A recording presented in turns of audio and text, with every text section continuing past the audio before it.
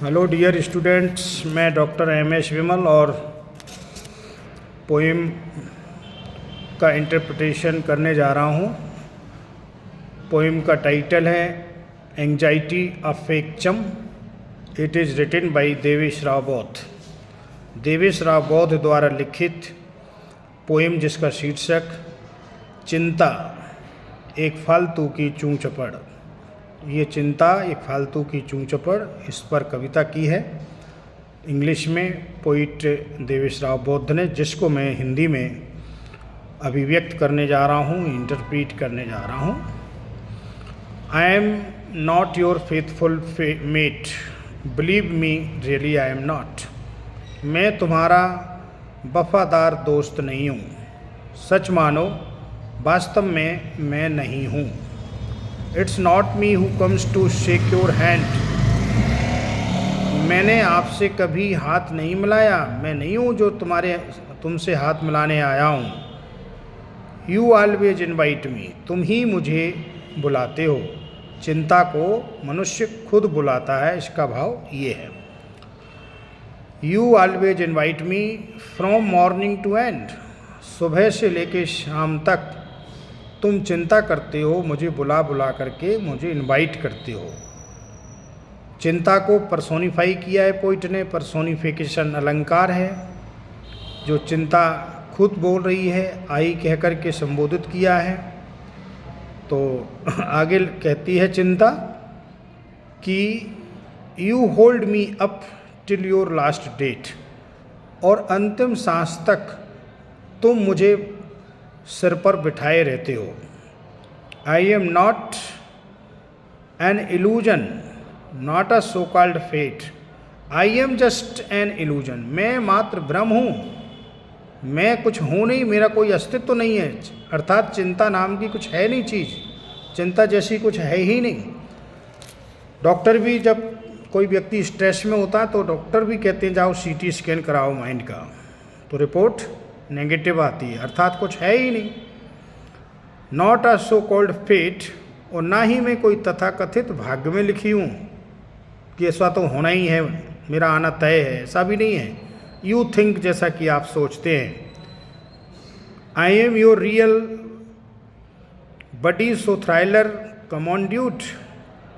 You think I am your real, तुम सोचते हो कि मैं तुम्हारा कोई अच्छा दोस्त हूँ, इसलिए तुम मुझे बुलाते हो क्योंकि मैं तुम्हारा थ्रिलर हूँ, बड़ा प्यारा हूँ। कम ऑन ड्यूट, आओ दोस्त, ये तुम भ्रम समझ के मुझे बुलाते हो।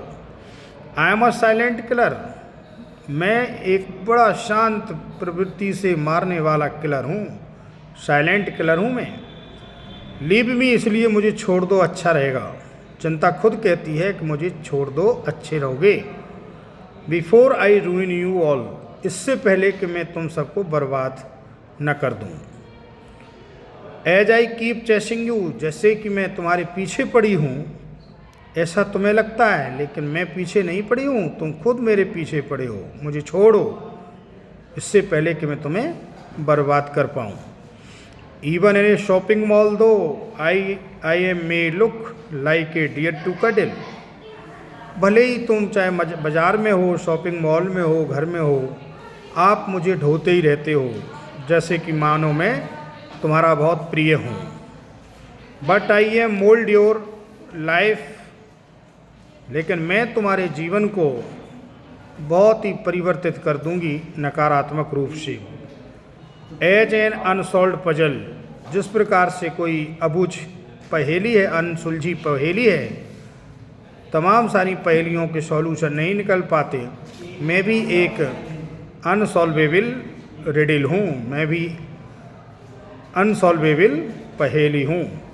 Keep me not in your heart and mind, अच्छा हो कि मुझे अपने दिल और दिमाग से निकाल दो, न रखो मेरे को अपने दिल और दिमाग में।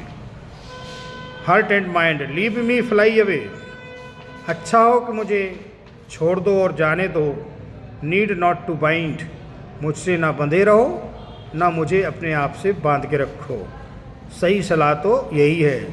अर्थात चिंता कैसी है, चिंता ने अपना नेगेटिव करेक्टर बता दिया और ये भी बता दिया कि चिंता एक कोई अस्तित्व शील वस्तु नहीं है, एक साइकोलॉजिकल फेनोमेनन है, एक फेक चम है, फालतू की चूं चपड़ है।